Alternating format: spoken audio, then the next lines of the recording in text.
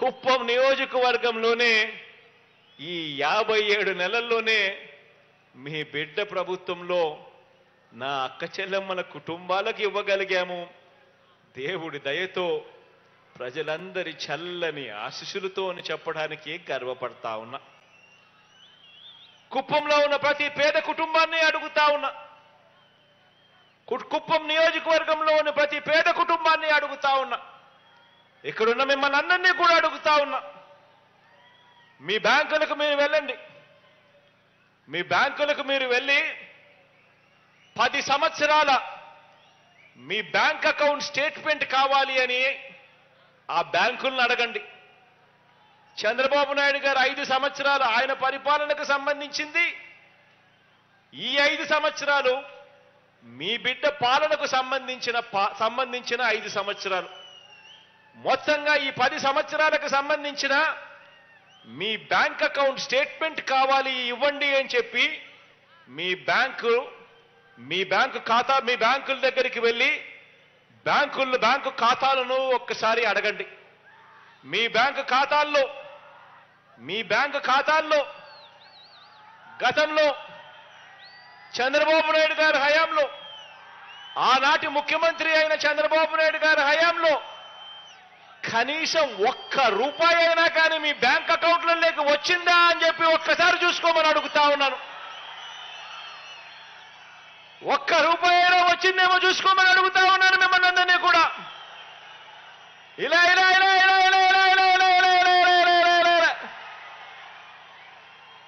1 రూపాయి అయినా వచ్చిందేమో చూసుకోమని అడుగుతా ఉన్నా. అదే మీ బిడ్డ ప్రభుత్వంలో ఈ 57 నెలల కాలంలోనే నవరత్నాల పాలనలో మీ ఖాతాలకు అందించిన సాయాన్ని అదే మీ బ్యాంక్ స్టేట్మెంట్లో చూడండి. ఎన్ని లక్షలు మీరు అందుకున్నారో అందులో కనిపిస్తుంది అని చెప్పి కూడా మీ బిడ్డగా సగర్వంగా తెలియజేస్తా ఉన్నాను.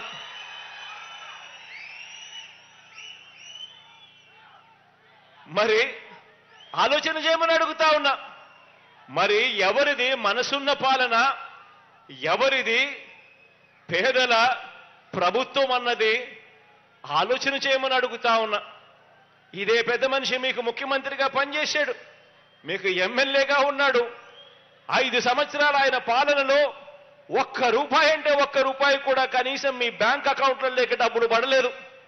కానీ మీ బిడ్డ హయాంలో ఈ 57 నెలల కాలంలో ఎన్ని లక్షలు ఒక్కొక్క అకౌంట్లోకి పడిందో ఒక్కసారి చూసుకోమని అడుగుతా ఉన్నా.